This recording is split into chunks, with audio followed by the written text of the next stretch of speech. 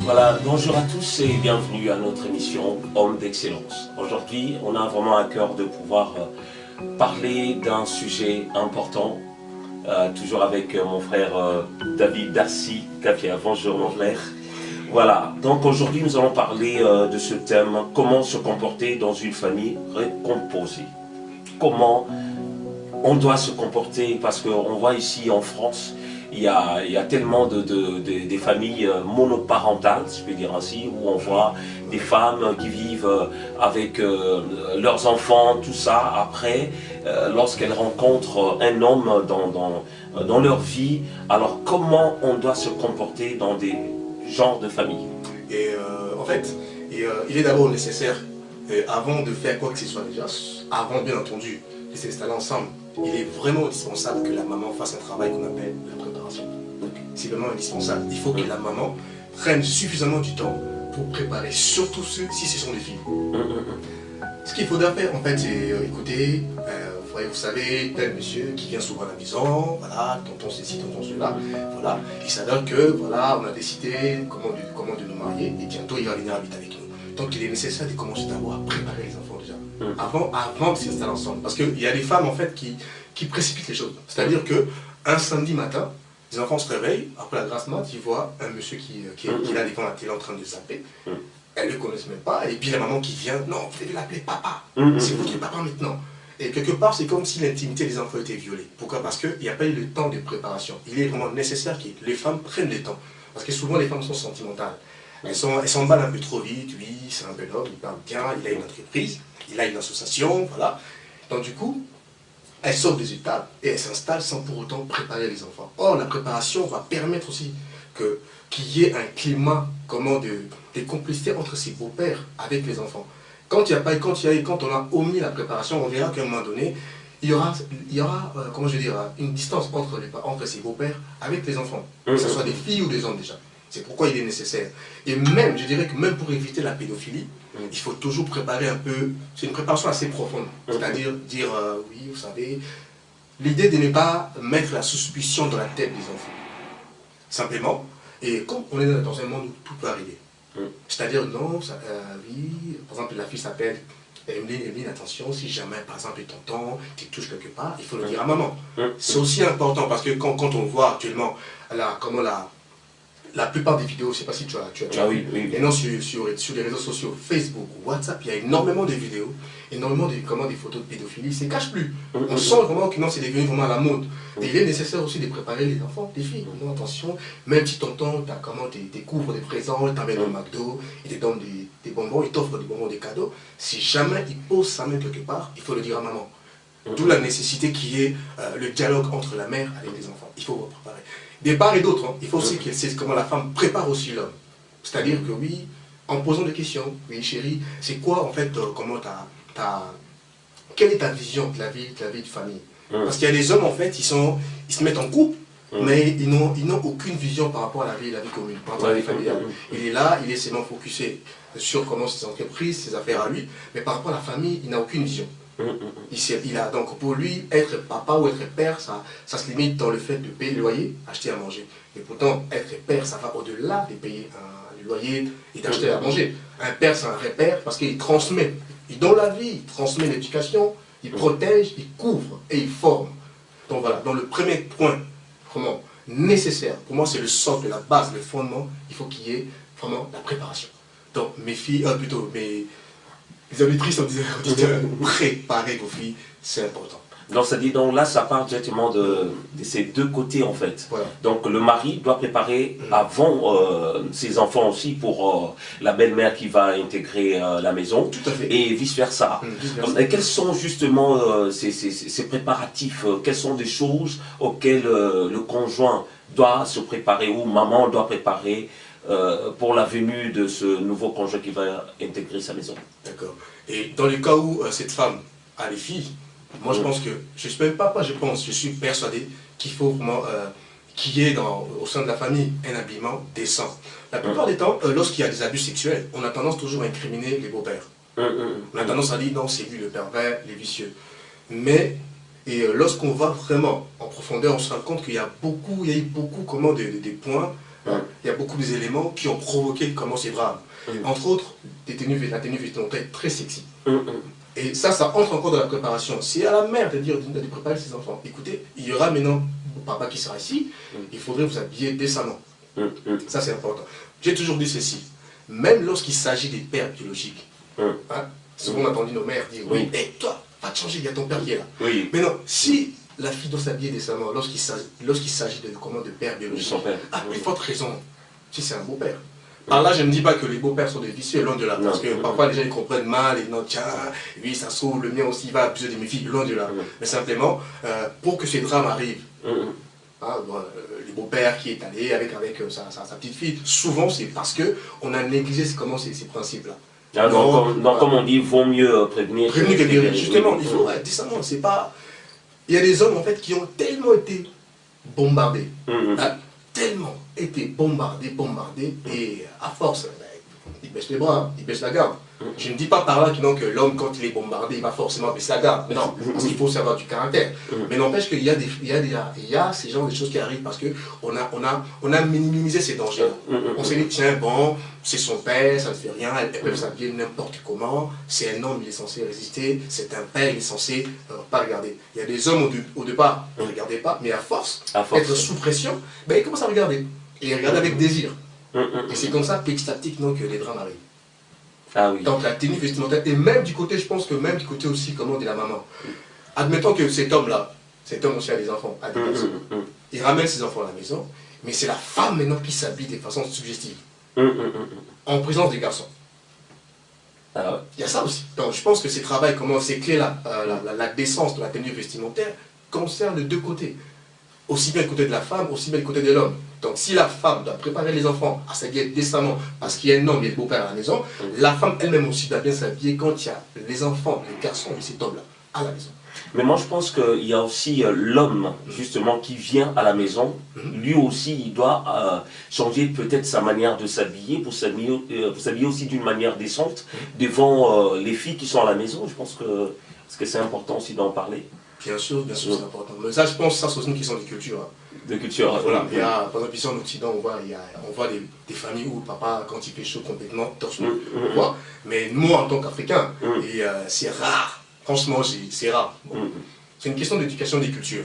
Il y a des familles où vous ne verrez jamais un père torse nu, avec un short, un court, voilà. Mais il y a des familles où aussi on voit il y a vraiment la pudeur. Toute une question vraiment d'éducation, des systèmes de pensée aussi qui régissent cette famille. Voilà. Mais moi, pour ma part, je pense qu'il faut que la pudeur doit être comment concerne tout le monde. C'est pas seulement les filles, ni les garçons, la maman, mais le père aussi. Voilà, mes enfants sont là, même si, à moins que ce soit dans les heures tardives, je suis tout seul au salon avec ma femme. Mais en présence des enfants, en tant qu'homme, je me dors sur la pudeur. Je leur dors sur la pudeur.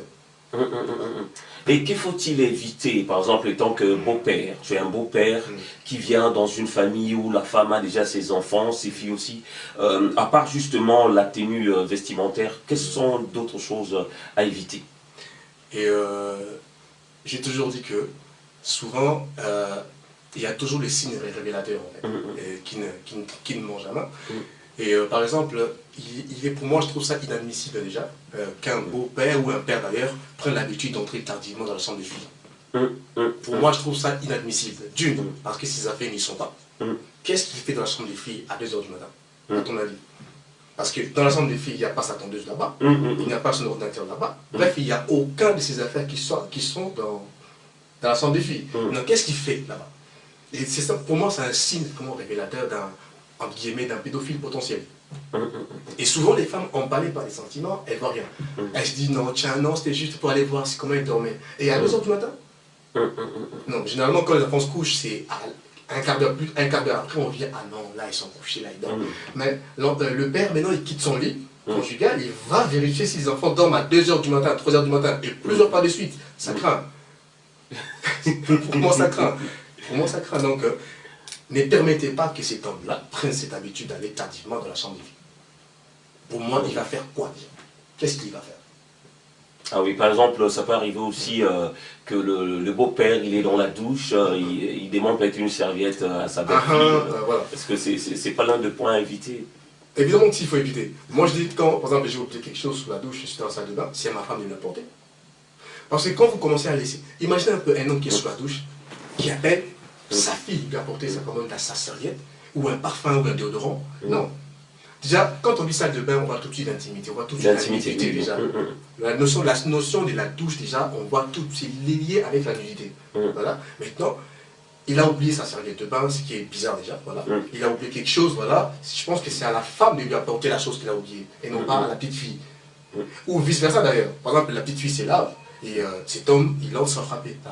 Il dit non, c'est une petite, c'est une gamine de 6 ans, ça fait rien, 7 ans. Sauf que, en le faisant, la petite fille, qu'est-ce qu'elle en fait, la petite fille, à la langue, elle va penser que non, que sa nudité n'a pas de valeur, que n'importe qui peut la voir, ce n'est pas un problème. Pourquoi? Parce qu'elle a vécu dans un foyer où son beau-père entrait pendant qu'elle était sous la douche. C'est comme ça qu'ils n'ont que des caractères, c'est fort, c'est dès le bas âge déjà. Donc, s'il y a oublié de serviette de bain, c'est à la femme de lui apporter, non pas à l'enfant. Donc, c'est-à-dire, il y a des choses déjà, justement, avant d'entrer dans une famille, que dirais-je, récomposée. Donc, c'est-à-dire, si j'ai bien compris, en fait, ce que tu disais, donc, la mère doit préparer avant ses enfants, voilà. En disant que voilà, il y a un certain monsieur qui va venir vivre ici avec nous, elle doit préparer mentalement ses enfants. Et vice-versa, comme aussi pour un père. Est-ce qu'il n'y a pas un autre point justement à parler, toujours par rapport à ce qu'on est en train de parler, par rapport à la préparation, à part l'habillement et par exemple des choses à éviter, que le beau-père puisse entrer dans la chambre dans des heures tardives, il n'y a pas d'autre chose? Il y a aussi les compliments très poussés. Moi je connais un couple par exemple, et malheureusement ils ont divorcé. Donc le monsieur avait pris l'habitude de complimenter, mais avec des mots très poussés. Et à chaque fois quand la petite fille passait, la fille avait déjà genre 11 ou 12 ans, le monsieur ne pouvait pas s'empêcher en fait de faire des compliments mais très poussés. Elle est bien foutue, hein. Elle est pas mal ta fille. Déjà, c'est vraiment un compliment chargé de désir. Hein? En fait, par là je ne dis pas que complimenter sa fille comment c'est malsain, loin de là. Tout dépend de l'intensité qu'on y met. Un homme qui dit elle est bien foutue, on sent que c'est malsain, on sent qu'il y a vraiment des mauvaises intentions à cela. Et quand il y a ça déjà, la maman doit tout de suite comment arrêter cela. Voilà. Comme un homme qui disait ne te plains pas des choses que tu as tolérées, des choses que tu tolères toi-même. Et parfois, il arrive souvent que les mamans, ou même si nous les hommes aussi, nous nous plaignons des choses qu'on a d'abord nous-mêmes dès le départ tolérées. Si je ne veux pas demain me plaindre de quelque chose, je dois ne pas les tolérer non plus dès le départ déjà. Parce que dès lors, la maman permet que cet homme fasse des compliments très poussés déjà. Demain, et vous n'étonnez pas que demain qu'ils mettent la main dessus aussi. Ça commence par des compliments très poussés. Elle est ceci, elle a des formes. Est-ce que c'est digne que qu'un père dise comment de sa fille qu'elle a des formes? Ça se dit ça? À ton avis? Ah non. Ouais, c'est déplacé. Mais il y a des femmes qui ferment les yeux à ça. Oh non, et si je me sépare de lui, qui voudra encore de moi avec autant d'enfants? Il y a des femmes quelque part qui ont livré même leurs enfants. Elle voit très bien qu'il y a des signes déjà révélateurs d'un pédophile, mais par la peur en fait de rester toute seule, elle préfère fermer les yeux à ça. Combien de fois il y a des viols, hein, où les mamans, elle est au courant que son mari, son conjoint, abuse comme l'une de ses filles, mais elle a gardé le silence, elle n'a rien dit. Pourquoi? Parce que tiens, si, mais qui voudrait demander avec autant d'enfants? Ça arrive souvent aussi. Mais parmi tous ces problèmes, que dirais-je, il y a aussi par exemple le problème des disputes entre mari et femme. Par exemple, dans une famille récomposée, quelles sont des choses à éviter par exemple? Déjà, se disputer devant les enfants, ça, que ce soit dans la famille classique ou récomposée, ça a toujours été quelque chose à éviter. Pourquoi? Parce que c'est une éducation. J'ai toujours dit qu'éduquer un enfant, c'est pas seulement par des paroles. Notre style de vie constitue déjà une forme d'éducation. C'est ce qu'on appelle, comme on a parlé la dernière fois, c'est la loi de la reproduction. Les choses que les parents font, c'est ce que les enfants reproduisent plus tard. Je prends l'exemple. Moi, mon père lit beaucoup. Mon père, c'est un lecteur. Franchement, pratiquement tous les jours de lundi à dimanche, je voyais mon père avec un livre. Et mon père n'a jamais dit, écoute David, Darcy, quand tu grandiras, il faut que tu puisses lire aussi autant que moi. Non. Mais automatiquement, je me retrouve en train d'écrire et de lire. Donc, la façon dont les parents vivent constitue en soi une éducation déjà. Alors, quand les parents prennent l'habitude de s'engueuler, de se disputer devant les enfants, quand ils vont grandir, ils feront la même chose. Maintenant, la chose à éviter dans une famille récomposée, c'est ne pas condamner le conjoint ou la maman devant l'enfant. Parce que si la mère le fait ou le père le fait, ça c'est donner le plein pouvoir à l'enfant de manquer du respect au beau-père ou à sa belle-mère. Parce que l'enfant dira, ah, mais ma mère aussi n'est pas d'accord avec lui. Ou alors même mon père aussi n'est pas d'accord avec lui. Donc, il est d'abord avantageux d'attendre d'abord que le mari ou le conjoint se calme, ou la belle-mère s'est calmée, l'appeler. À côté des non chéris, tout en l'air, comment tu as parlé, l'enfant, tu as été trop dur, évite un peu ces genres de mots parce que ça peut créer encore des problèmes, des conflits. Ça serait ça. À moins que le beau-père ou la belle-mère ait utilisé vraiment des langages très très poussés. Dans ces cas-là, il faut réagir tout de suite. Mais si c'est juste de malentendu comme ça, tu as un mot de travail qui est sorti par sous l'effet de la colère, il faut surtout éviter de condamner le beau-père ou la maman devant l'enfant. Pourquoi? Parce que c'est donner plein pouvoir à l'enfant de manquer vraiment du respect à ses beaux-pères. Et qu'il faut-il faire justement pour souder une famille récomposée? Voilà. Et le point, pour moi, pour qu'une famille récomposée ou classique soit vraiment unie, il faut manger toujours en famille, c'est ensemble. Pourquoi? Parce qu'à table, c'est un moment convivial. Les gens négligent ça. Il y a des familles qui ne mangent jamais ensemble. Moi, je n'ai pas cette occasion-là. J'ai mangé toujours avec ma mère, mes soeurs, mais on n'a jamais l'occasion de manger en famille. Or, c'est autour d'une table qu'il y a des contrats qui se signent. La plupart des hommes d'affaires, quand tu signes des contrats, c'est au restaurant. Jamais en boîte de nuit, c'est toujours au restaurant. Autour de quoi? Caviar, avec un verre en train de manger. Pourquoi? Parce que c'est un moment où on est détendu, c'est un moment convivial, ça permet à ce que la personne se dévoile. Et autour de la table, c'est là où le papa demandera à son fils, alors ça se passe bien à l'école? Oui, est-ce que ça se passe bien?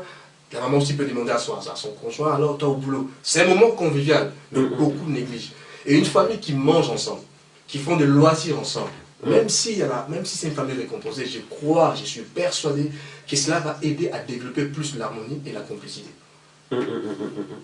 Et en plus, je sais que j'ai constaté par rapport à la technologie, tout ce que nous avons maintenant, des smartphones, tout ça, ça casse justement le dialogue au sein des familles.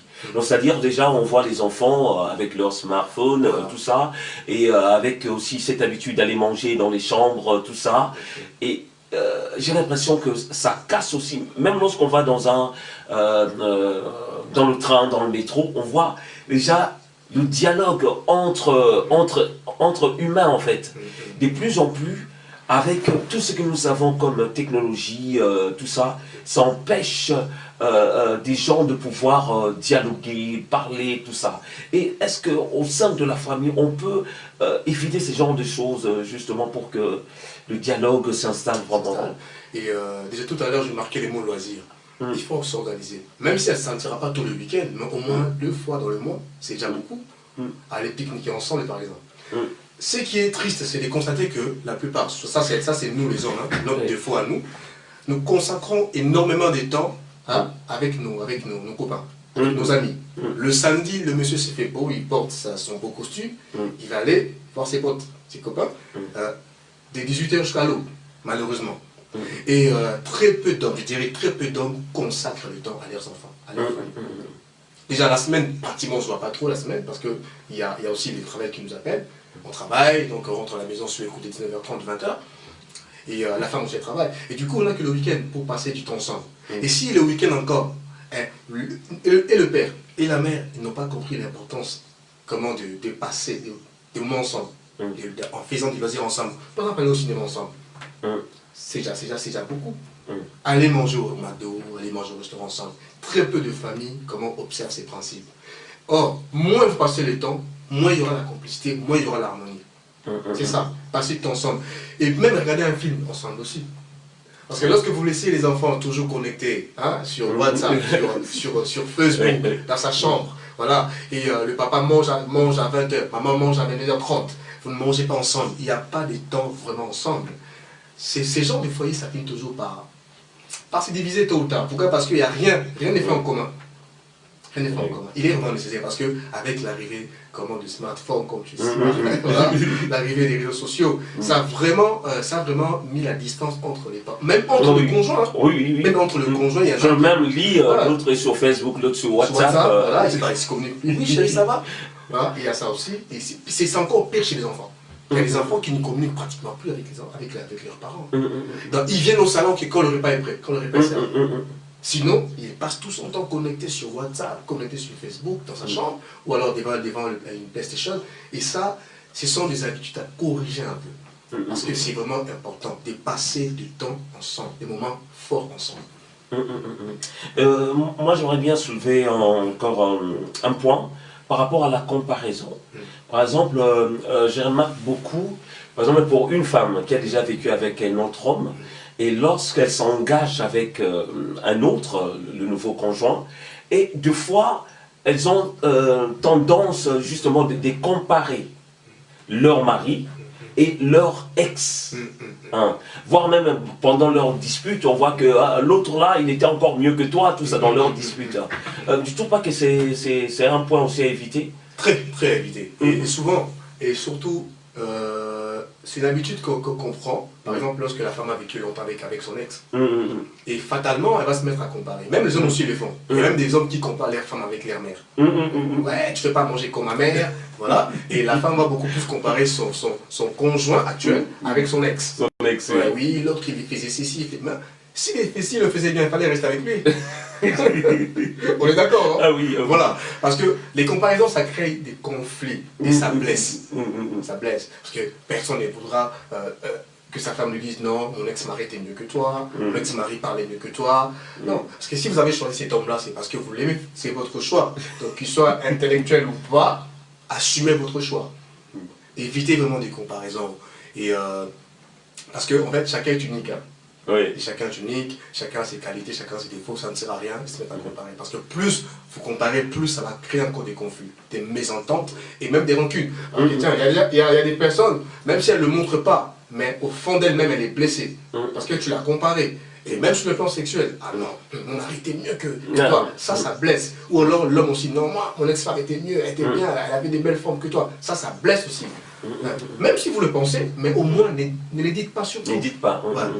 Même citer le nom, par exemple, le nom tout le temps, citer le nom de son ex devant son mari, son conjoint, et c'est aussi l'un des points. Ah ça Parce que des fois, on ne se rend pas compte, on parle de son ex, mais ça peut blesser justement son conjoint, et donc c'est un peu ça, quoi.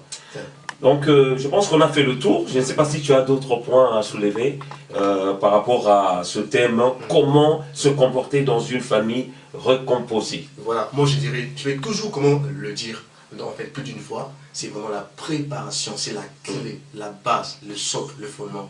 Préparer d'abord les enfants. Avant l'arrivée de cet homme-là, préparer d'abord les enfants. Aujourd'hui, quand il y a vraiment... quand on entend des histoires sur la pédophilie, moi je me dis, est-ce que la dame, la maman, avait eu le temps de préparer ses filles? Moi je ne pense pas. C'est un signe évident qu'il n'y a pas eu de préparation.